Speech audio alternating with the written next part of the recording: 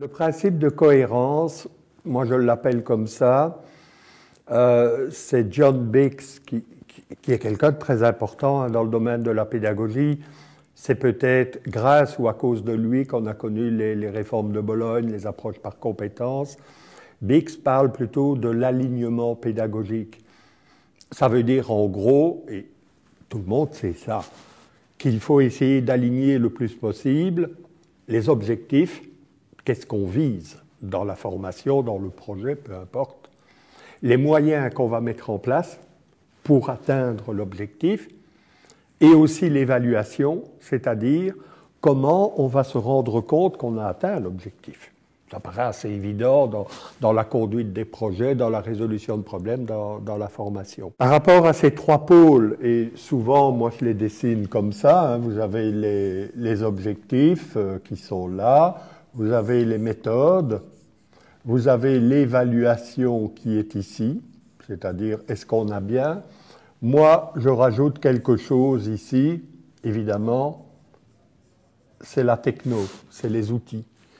Et donc, comme nous allons parler du numérique dans l'école, dans la formation, évidemment, je me permets de compléter Biggs en rajoutant les outils et en invoquant la cohérence entre les outils, les objectifs et les méthodes. Alors, qu'est-ce que ça veut dire? Des choses très précises. Par exemple, au niveau des objectifs, que ce soit à l'école primaire, à l'école secondaire ou dans le supérieur, on nous serine, on nous casse les pieds aussi, avec les approches compétences. Il faut tout à coup, depuis la fin du millénaire précédent, que les gens deviennent compétents. On n'a pas attendu la fin du millénaire pour avoir des gens compétents. Néanmoins, dans les discours, que ce soit l'Union européenne, l'OCDE, l'UNESCO, vos ministres de l'enseignement, mes ministres, etc., des compétences telles que développer l'esprit critique. Pourquoi vous me dites ça? Ça en lien avec l'infobésité que nous connaissons maintenant. On a des ressources partout. Si on n'a pas l'esprit critique, on est mort, finalement.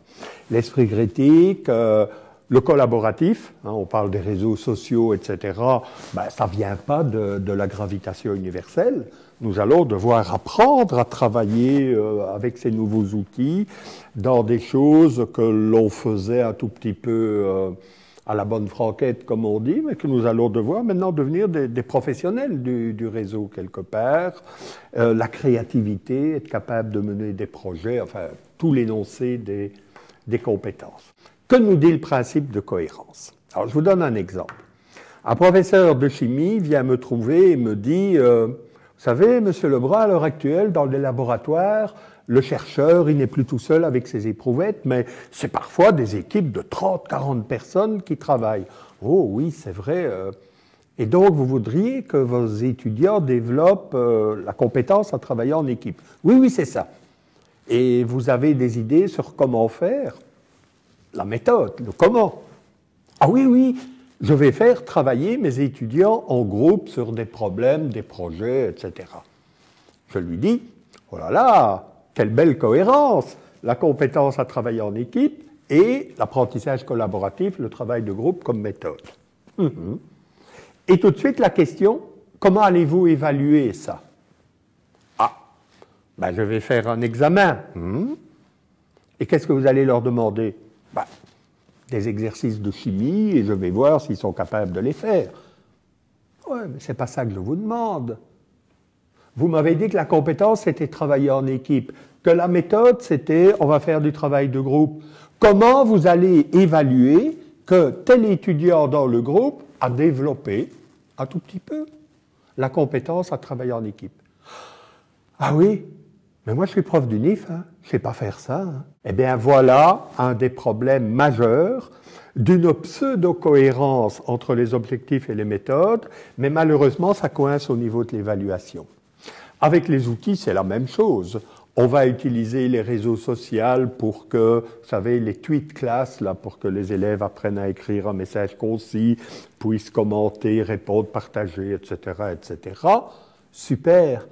Comment est-ce qu'on va évaluer la capacité de synthèse, puisque 140 caractères avec un tweet? Et donc moi, quand on me demande faut-il mettre des tablettes dans les mallettes, hein, on pose sans doute la question en France aussi, doit-on, peut-on être ami avec son élève sur Facebook? Moi, je réponds généralement, et là, je suis de nouveau entre le côté clair et obscur, ben moi, j'en sais rien. Quels sont vos objectifs? Quelle méthode allez-vous mettre en place? Et quelle valeur ajoutée dans cette relation les technos vont-elles apporter? Si c'est mettre des tablettes dans les mallettes pour finalement regarder les manuels qu'on avait avant, on va discuter des aspects économiques et toutes ces choses-là, oui, bien sûr, mais pédagogiquement, pensez-vous que ce sera une différence?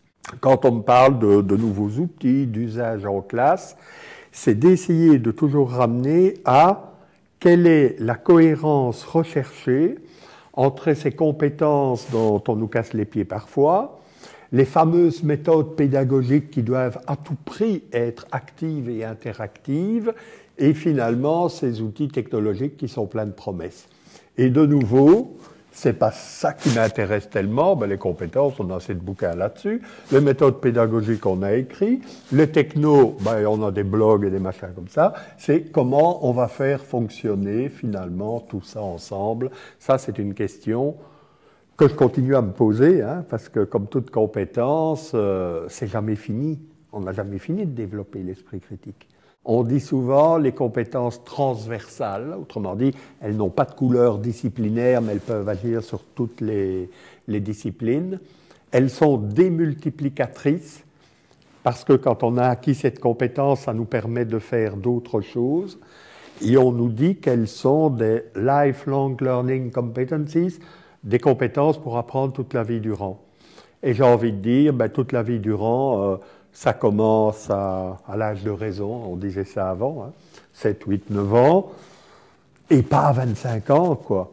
C'est trop tard à l'université de commencer à s'enquérir sur on va développer l'esprit critique. Donc, il faudrait vraiment des programmes qui soient vraiment construits sur des compétences et où les contenus sont convoqués dans l'exercice de la compétence. Et pas mettre le contenu avant, et la compétence, c'est un side product, c'est quelque chose qui s'acquiert à côté, périphériquement, etc.